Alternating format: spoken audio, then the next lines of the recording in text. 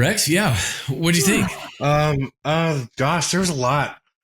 One of the things I thought was interesting was how a lot of the stuff you guys were talking about and saying, and is in that book is about 20 positive interactions to everyone, um, just being humble and kind, being curious, leaving some things unsaid.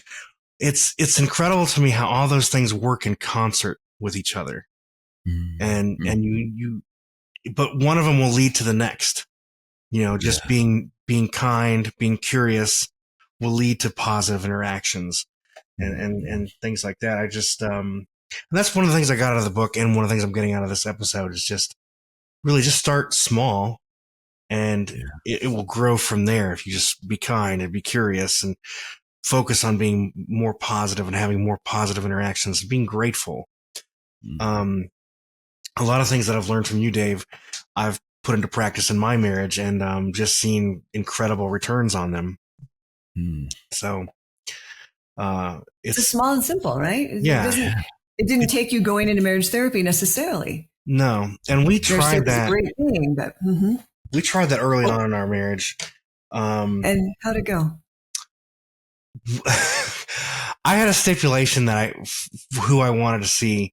Um, but we went and saw a couple different counselors, and it was all none of them really worked, and they weren't really saying what we needed to say. So we kind of backed off that. It was like our second year being married, and then we both found this really good online resource that we listened to that really helped us learn to talk to each other and be there for each other. For me, it was just like letting my ego down and just Mm-hmm. being like, okay, we're both on the same team. If she wins, I win too. And realizing that. And then, like I said, letting that guard down, that little kid that's always trying to get what he wants. And, that was a huge step for us. But I still think that therapy is really, really important. Like I was going to ask Liz, I wonder if people who married couples who want marriage therapy, should they see a therapist personally first just for their own sake?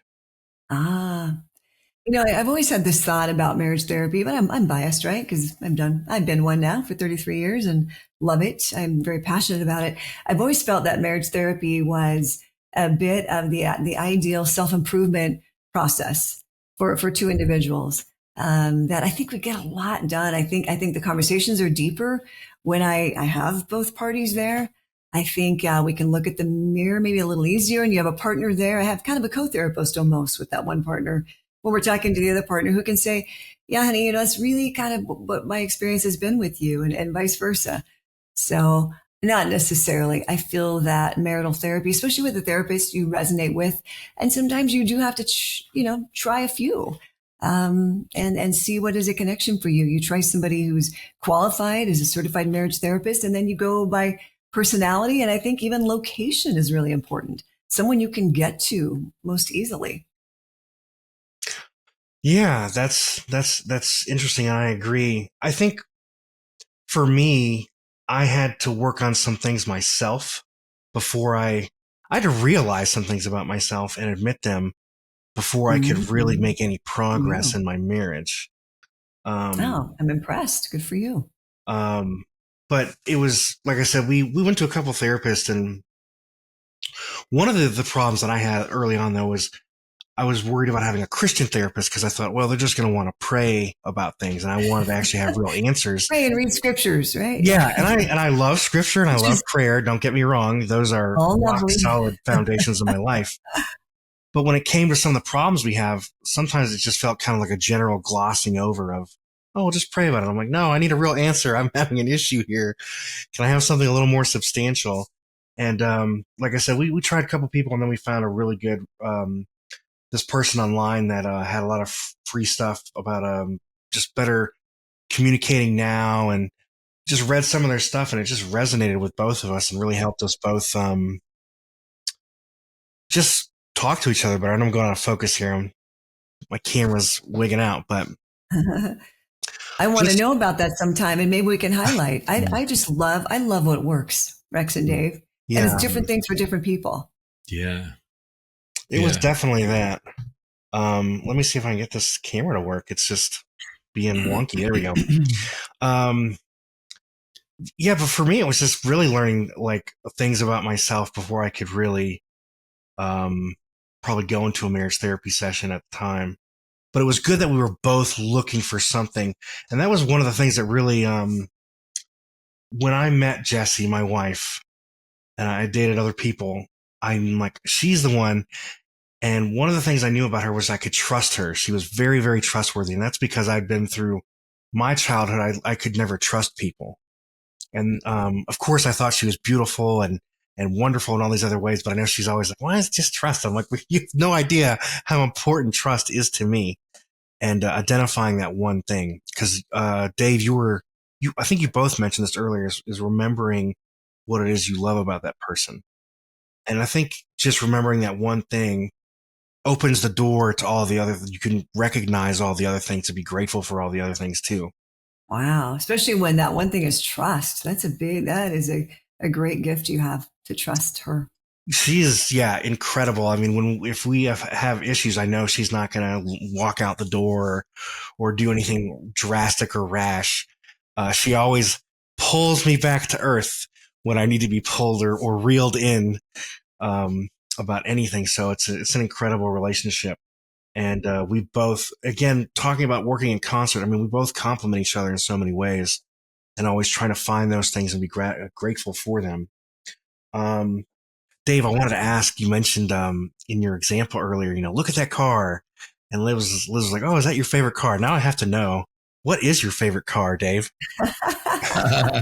Oh man, that's a good question. I've actually loved, I'm a big fan. Not all people are, but I'm a big fan of electric cars now. Oh. I just feel like that's the future of it. I don't like paying gasoline. I feel like that it's just, man, it's just been a real joy. So I'm a big fan of the Teslas and, other electric cars. I just love being able to, drive something that is economical, and that might reflect on me, right? I'm more of like a cheap wad. But I think that, the electric stuff, really fascinates me. So I don't know if it's necessarily one car. I'm not like a car, enthusiast, but I really love now the electric cars. I just heard car and it piqued my interest for a minute. So yeah. What about you, Rex? What's your favorite? Oh, gosh, I probably have two. It'd have to be a 1969 Dodge Charger, which was made famous in that Dukes of Hazzard show. Yeah. I'd love to have one of those, and maybe either orange or yellow or black. I just think those are just the sleekest cars. I love the curves and the power of those old Hemi engines and those Allison transmissions they used to use. So that or a 1985 Ford Bronco. Just really something meant to not just go over a mountain, but crush it, Yeah. Big car enthusiast. Yeah. So I had a brother, he's a master mechanic, and I remember watching him as a kid, just tearing apart engines and learning how this moves that and moves this and moves that and does this thing. And that's always been fascinating to me, how somebody could engineer and design all these little things that do all this big stuff. Yeah. Liz, do you have a favorite car? I like big cars. I feel safest in SUVs. Thank you very much. Yeah. Oh, yeah. Tesla, it just doesn't make a big enough car for me, Dave. Yeah. Ben would have been thrilled had I chosen a Tesla. We had to get a new car fairly recently. Our car was very old, and I just couldn't do the Tesla. I don't know, worried too much about some of the negative press lately, but I think the idea is brilliant. You're right. Oh, I think electric cars are awesome. I like the Teslas. I think they're pretty safe as far as I know. And, they're economical, and what Elon has been able to get out of those cars to me is amazing. And even his explanation of how I heard something from him the other day about the charging up of the Teslas, and how I guess in like 15 minutes, they can be like 80% charged. Yeah. New batteries and superchargers. And yeah. And somebody was asking, well, why is the other 15% take so much longer? And he's like, well, and the way he explained it, I was like, this is brilliant. He's like, well, it's an electron looking for a parking spot. If you go to a mall on a Saturday, it's going to be harder to find a parking spot, so it's going to take you longer. But if you go on a Monday when there's nobody there early, you can park easily. And that's why the electrons can park easily in the first 15 minutes, is there's a lot of parking available in that battery. And then the last 15 or 20%, they have to look. Yeah, that was great. Pretty interesting way of saying that. What was else? Oh, Cabin in the Woods. Oh my gosh. That struck something to me. You mentioned that example, and what was his reasoning? He didn't like yes, his parents? His father would say, after the Holocaust, never invest in property because it can be taken away in an instant, because that's what happened to them, right? They had to flee their home. And so John always thought, oh yeah, that's a poor investment, a second home, even a cabin. So how they worked that out, I probably should have shared that, is they did get a cabin in the woods, and Julie agreed to keep a kosher home. That was very, very important to John as a Jewish man. So they had that compromise, and now they spend most of their time in San Juan Islands, a big home in the woods. Yeah, that's nice. That just struck something in me. I remember Cabin in the Woods. I was scared of those as a kid because I saw this movie that scared the heck out of me about. I think it's a scary movie title, yeah. But not just the title. There was a movie when I was younger in the 80s that was really creepy called Communion, about these aliens or something landing near this guy's cabin in the woods and abducting him. And I was like, that always freaked me out about cabins in the woods. Yeah. Anyways, that triggered a memory.